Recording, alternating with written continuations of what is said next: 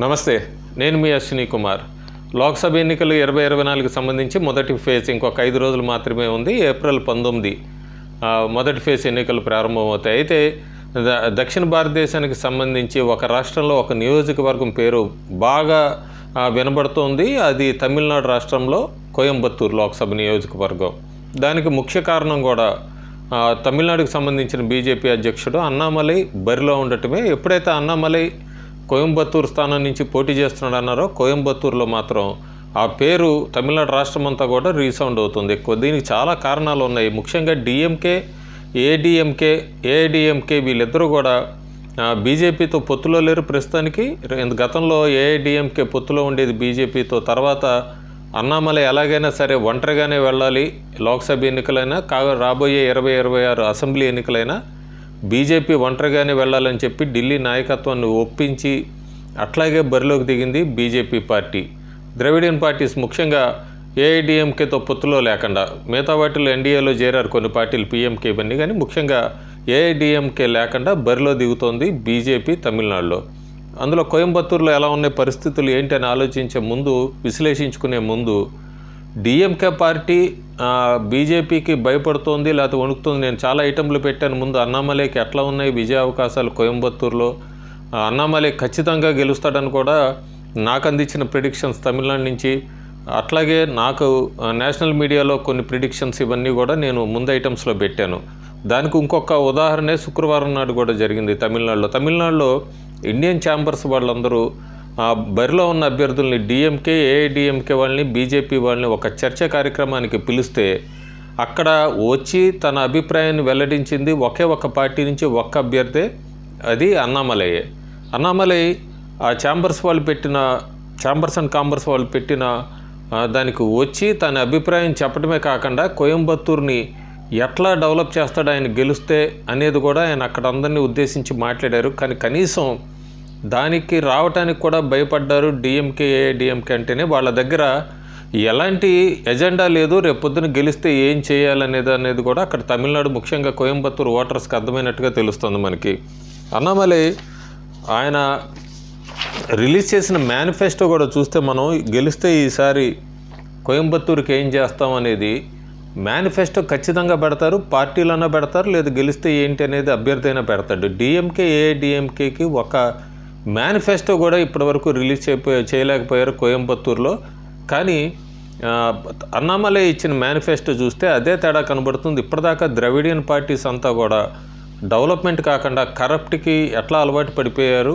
అదే అన్నామలై లాంటి ఒక చదువుకున్న వ్యక్తి కనుక గెలిస్తే అక్కడ కోయంబత్తూరుని ఎలా తీసుకొస్తాడు, ఎలా డెవలప్ చేస్తాడు అన్నది అన్నామలై విడుదల చేసిన మేనిఫెస్టో చూస్తేనే మనకు అర్థమవుతుంది. ఆయన శుక్రవారం నాడు అన్నామలై తాను గెలిస్తే ఏం చేస్తాడు కోయంబత్తూరుకి అన్నది మేనిఫెస్టో చూస్తే 500 రోజుల్లో 100 ప్రామిస్లు అంటూ కూడా ఆయన ఒక మేనిఫెస్టో రిలీజ్ చేశాడు. ఆ మేనిఫెస్టోలో టాప్ 12 అని పెట్టి ఐఐఎం కోయంబత్తూరు, ఎన్ఐఏ కోయంబత్తూరులో, ఎన్సిపి కోయంబత్తూరులో 250 మోడీ ఫార్మసీస్ 500 రోజుల్లో, 4 Navodaya schools, Coimbatore airport expansion, కోయంబత్తూరుకి మెట్రో, అట్లాగే Annamalai Nallar project, revamp of Noyyal and Kaushika rivers, power ట్యాక్స్ని బ్యాక్ తీసుకురావటము, ఆటోమేటివ్ కారిడార్ని కోయంబత్తూరులో, అలాగే నేషనల్ ఇన్స్టిట్యూట్ ఆఫ్ ఏజింగ్.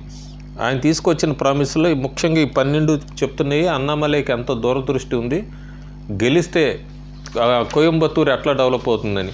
అన్ని సర్వేలు కూడా కోయంబత్తూరులో అన్నామలై గెలుస్తాడనే చెప్తున్నారు. సరే, సోషల్ మీడియాలో అంటే ఏ పార్టీకి, కాంగ్రెస్కి ఉంటారు, డిఎంకే, ఏఐడిఎంకే ఉంటారు. వాళ్ళు సోషల్ మీడియాలో డిఎంకే నాయకుల్లాగే అన్నామలై సోషల్ మీడియాలో ఉన్నాడు, జోకరు, లేకపోతే ఈ టైప్ కామెంట్స్ పెట్టినప్పటికీ జూన్ 4వ తారీఖు ఖచ్చితంగా ఫలితాలు వెలువడిన రోజు ఈ కామెంట్స్ పెట్టిన వాళ్ళు అయితే కనబడరు మనకి సోషల్ మీడియాలో కానీ ఎక్కడైనా కూడా. ఖచ్చితంగా అయితే ఆ రిజల్ట్ జూన్ 4 కోయంబత్తూరులో అన్నామలై గెలుస్తాడనేది ఖచ్చితంగా అందుతున్న సమాచారం. అయితే దానికి అసలు మన అన్నామలై గెలుస్తాడు ఎంతసేపటికి అన్నామలై బీజేపీ అధ్యక్షుడైనందుకైనా తమిళనాడులో బీజేపీ బలపడింది అనేది ఒకసారి గతంలోకి వెళ్తే కనుక మనం, ఎప్పుడు ఈ ఎలక్షన్స్ అన్నీ కూడా సెంట్రిక్ ఎలక్షన్స్ అని జరుగుతుంటాయి. సెంట్రిక్ ఎలక్షన్ అంటే ముఖ్యంగా ఆ రాష్ట్రంలో ఎవరైనా ఒక వ్యక్తి నుంచున్నప్పుడు ఫోకస్ అటు వెళ్ళినప్పుడు ఆ సెంట్రిక్ ఎలక్షన్స్ అంటాం. అది గతంలో మనం చూసుకుంటే కనుక 1973లో దిండుకల్ బై ఎలక్షన్ జరిగినప్పుడు కూడా అప్పుడు ఎంజీఆర్ ఆయన సెంట్రిక్ ఎలక్షన్ అయ్యాడు. ఆయనకు అప్పుడు 50% ఓట్ షేర్తో గెలిచాడు 1973లో. అదే సెంట్రిక్ ఎలక్షన్స్ మనం మళ్ళీ చూసుకుంటే దక్షిణ భారతదేశంలో ఆంధ్రప్రదేశ్లో 1983లో టీడీపీ స్థాపించిన ఎన్టీఆర్ ఆయన అప్పుడు ఫుల్ సెంట్రిక్ ఎలక్షన్ మీద జరిగింది, ఆయన పేరు మీద జరిగింది. కాంగ్రెస్ పార్టీ పూర్తిగా తుడిచిపెట్టుకుపోయింది, ఆయనకు అప్పుడు 46% ఓట్ షేర్ వచ్చింది. మళ్ళీ అట్లాగే మనం చూసుకుంటే 2013లో ఎంత కాదన్నా కొట్టేలేము మనం ఢిల్లీ అసెంబ్లీ ఎన్నికలకు సంబంధించి కేజ్రీవాల్దే అప్పుడు సెంట్రిక్ ఎలక్షన్ మీద జరిగింది. ఆయనకి 53% ఓట్ షేర్ వచ్చింది ఆ పార్టీకి. అప్పుడు షీలా దీక్షిత్ ప్రభుత్వాన్ని కూలదోసి కేజ్రీవాల్ ముఖ్యమంత్రి అయ్యాడు. అలాగే 2014 చూసుకుంటే 2014 నుంచి మనం 2014 లోక్సభ ఎన్నికలు కేవలం మోడీ అనేదే సెంట్రిక్ ఫ్యాక్టర్ అయింది. సెంట్రిక్ ఎలక్షన్ మొత్తం భారతదేశం అంతా మోడీ అనే ఫ్యాక్టరీ మీద వెళ్ళింది. దాదాపు 1984 తర్వాత సింగిల్గా సొంతంగా ప్రభుత్వాన్ని ఏర్పాటు చేయగలిగింది. అట్లాగే కాంగ్రెస్ పార్టీని కూడా రూపురేఖలు లేకుండా చేసింది. ఇప్పటికీ 10 సంవత్సరాలు అయింది కాంగ్రెస్ అధికారంలో రాక. అట్లాగే మళ్ళీ మూడోసారి కూడా మోడీ ప్రధానమంత్రి అవుతారని గట్టిగా వినబడుతుంది మనకి.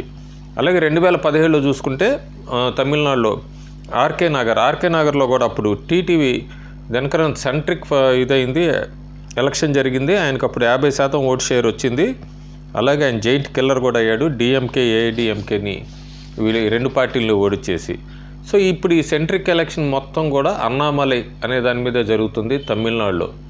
అన్నామలైకి ఇది చాలా పెద్ద లిట్మస్ పరీక్ష అనే చెప్పచ్చు మనం. అయినా కూడా సెంట్రిక్ ఎలక్షన్ అనేది మళ్ళీ పూర్తిగా ఫోకస్ అన్నామలై మీదే ఉంది.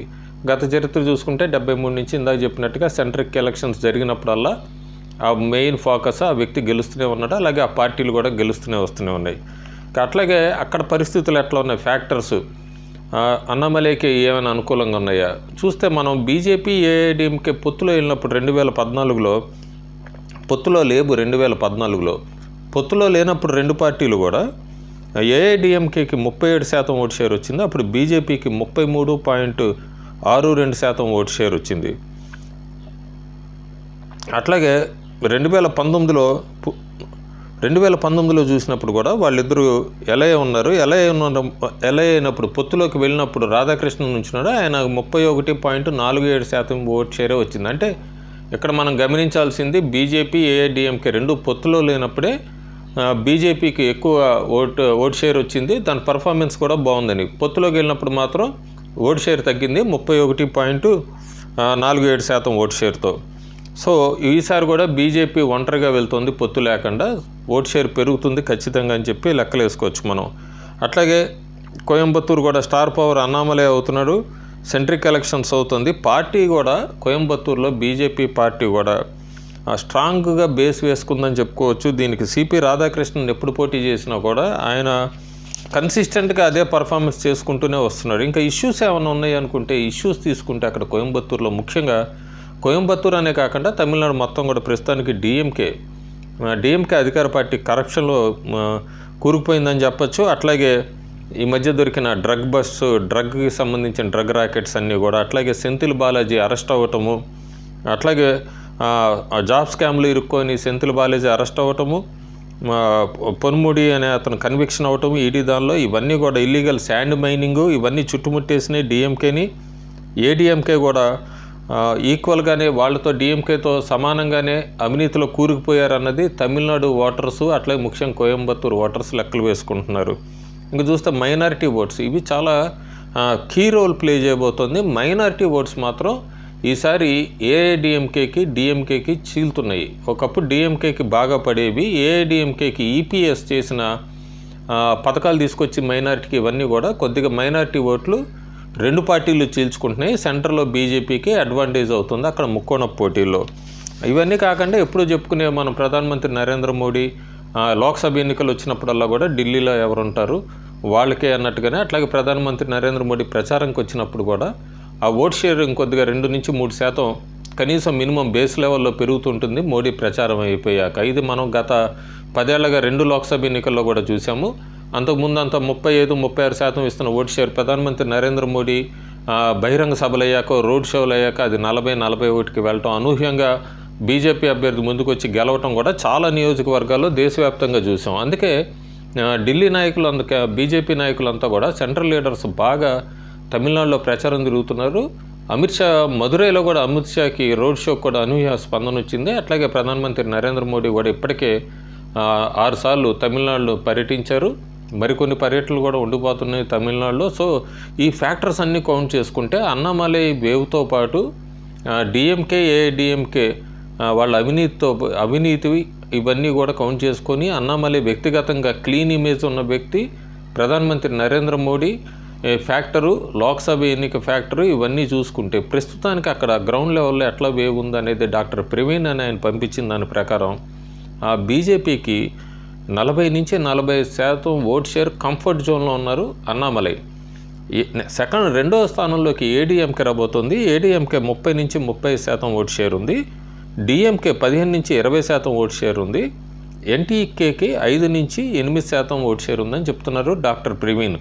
ఈయన క్యాలిక్యులేషన్ ప్రకారం కోయంబత్తూరులో లోక్సభలో 6 నియోజకవర్గాల్లో కూడా ఏడీఎంకే వాళ్ళు సిట్టింగ్ ఎమ్మెల్యేలు ఉన్నారు. సో అందుకని అది రెండో స్థానంలోకి వస్తుంది ఏడీఎంకే. అట్లాగే డిఎంకే చాలా సంవత్సరాల తర్వాత మళ్ళీ కోయంబత్తూరు లోక్సభలో పోటీ చేస్తుంది. సో అంత వేవ్ రాకపోవచ్చు, డిఎంకేకి అంత ఓట్ షేర్ కూడా రాదు అక్కడ.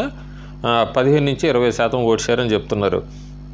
అన్నామలై గత 3 సంవత్సరాలుగా కూడా తమిళనాడు రాష్ట్రంలో బీజేపీని ఎట్లా బలపరిచాడు, ఎట్లా ఆయనకి పార్టీని ముందుకు తీసుకెళ్ళాడు, ఈ ఇంపాక్ట్స్ అన్నీ కూడా కౌంట్ అవుతుంది. అందులో కోయంబత్తూరులో అన్నామలై పోటీ చేయటము, అన్నామలై ఖచ్చితంగా గెలిస్తే సెంట్రల్ మినిస్టర్ అవుతాడనే ఆశ కూడా కోయంబత్తూరు ఓటర్స్కు ఉంది. కోయంబత్తూరులో జూన్ 4వ తారీఖు ఫలితాలు వెలువడిన రోజు అన్నామలై జన్మదిన వేడుకలు కోయంబత్తూరు ప్రజల మధ్య జరుపుకుంటాడని, అట్లాగే అన్నామలై హేటర్స్ అంతా కూడా ఆ రోజు నుంచి కనబడరు, సోషల్ మీడియాలో కానీ టెలివిజన్ ఛానల్లో కానీ ఎక్కడా కనబడరంటూ కూడా డాక్టర్ ప్రవీణ్ గంటాపదంగా చెప్తున్నారు. Thank you.